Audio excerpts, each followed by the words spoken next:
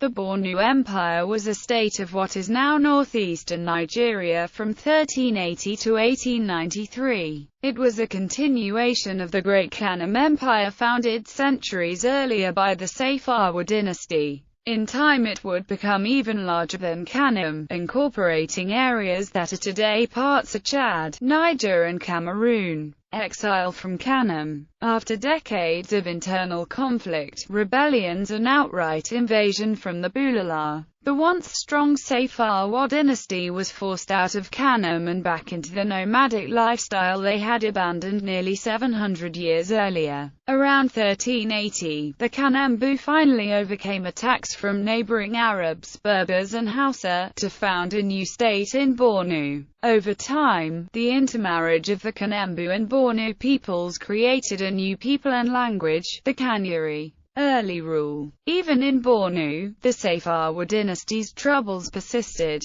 During the first three-quarters of the 15th century, for example, 15 Mays occupied the throne. Then, around 1455, Ali Dunamami defeated his rivals and began the consolidation of Bornu. He built a fortified capital at Nizagamu, to the west of Lake Chad. This was the first permanent home a Safawa had enjoyed in a century. So successful was the Safawa rejuvenation that by the early 16th century Ali Gaji was able to defeat the Bulala and retake Njimi, the former capital. The empire's leaders, however, remained at Nizagamu because its lands were more productive agriculturally and better suited to the raising of cattle. Kanem-Bornu period. With control over both capitals, the Safawa dynasty became more powerful than ever. The two states were merged, but political authority still rested in Bornu. Kanem-Bornu peaked during the reign of the statesman Idris Aluma. Idris Aluma is remembered for his military skills, administrative reforms, and Islamic piety. His main adversaries were the Hausa to the west, the Tuareg and Tubu to the north, and the Bulala to the east. His innovations included the employment of fixed military camps, permanent sieges and scorched earth tactics, where soldiers burned everything in their path, armored horses and riders, and the use of Berber camelry, Kotoko boatmen, and iron-helmeted musketeers trained by Turkish military advisors. His active diplomacy featured relations with Tripoli, Egypt, and the Ottoman Empire, which sent a 200-member ambassadorial party across the desert to Aluma's court at Nizagamu. Aluma also signed what was probably the first written treaty or ceasefire in Chadian history. Aluma introduced a number of legal and administrative reforms based on his religious beliefs and Islamic law. He sponsored the construction of numerous mosques and made a pilgrimage to Mecca, where he arranged for the establishment of a hostel to be used by pilgrims from his empire. As with other dynamic politicians, Aluma's reformist goals led him to seek loyal and competent advisors and allies,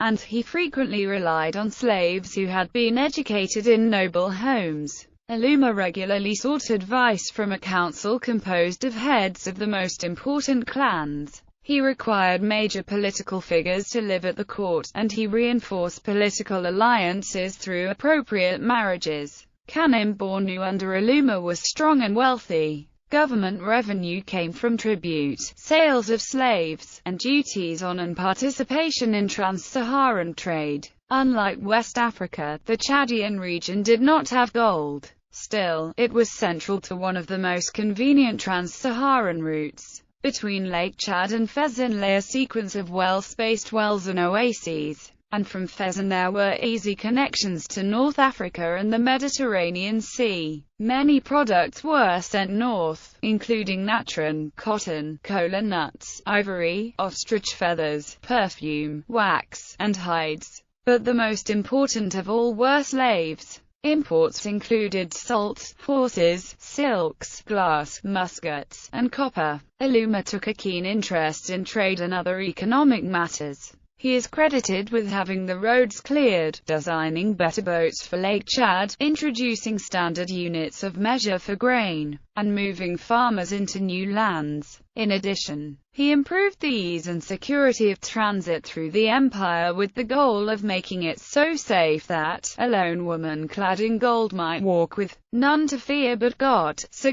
Most of the successors of Idris Uluma are only known from the meager information provided by the Divan. Some of them are noted for having undertaken the pilgrimage to Mecca, others for their piety. In the 18th century, Bornu was affected by several long-lasting famines, decline and fall. The administrative reforms and military brilliance of Uluma sustained the empire until the mid-17th century, when its power began to fade. By the late 18th century, Bornu rule extended only westward, into the land of the Hausa of modern Nigeria. The empire was still ruled by the Mai, who was advised by his councillors in the State Council or Nokena. Fulani jihad. Around that time, Fulani people, invading from the west, were able to make major inroads into Bornu. By the early 19th century, Kanem-Bornu was clearly an empire in decline, and in 1808 Fulani warriors conquered Nizagamu. Usman Dan Fodio led the Fulani thrust and proclaimed a holy war on the allegedly irreligious Muslims of the area. His campaign eventually affected Kanem-Bornu and inspired a trend toward Islamic orthodoxy, but a Muslim scholar turned statesman, Muhammad al-Amin al-Kanemi, contested the Fulani advance. Muhammad al-Kanemi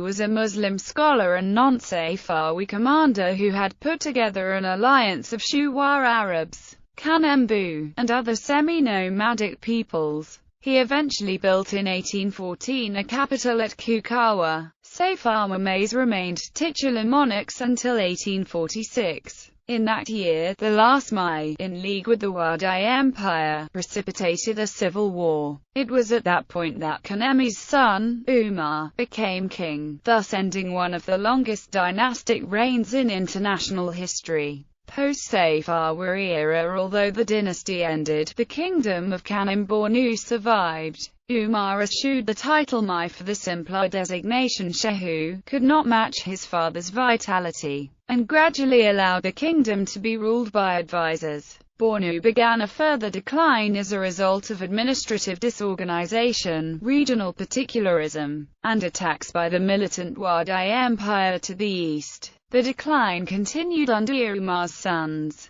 In 1893, Rabi Arizona Zubair led an invading army from eastern Sudan and conquered Bornu. Following his expulsion shortly thereafter, the state was absorbed by the British-ruled entity which eventually became known as Nigeria. From that point on, a remnant of the Old Kingdom was allowed to continue to exist in subjection to the various governments of the country as the Bornu Emirate. Bibliography. Brenner, Lewis. The Shehus of Kukawa, Oxford 1973. Cohen, Ronald. The Kanuri of Bornu, New York 1967. Hughes, William. A Class Book of Modern Geography. Whitefish, Mount. Kessinger Publishing. p. 390 pages. ISBN 1-4326-8180-X. Longy, Dig. Le Divan des Sultans du Kanem-Bornu, Wiesbaden 1977. A Sudanic Chronicle. The Bornu Expeditions of Idris al-Uluma, Stuttgart 1987. Ethnogenesis from Within the Chadic State, Pagima 39, 261-277.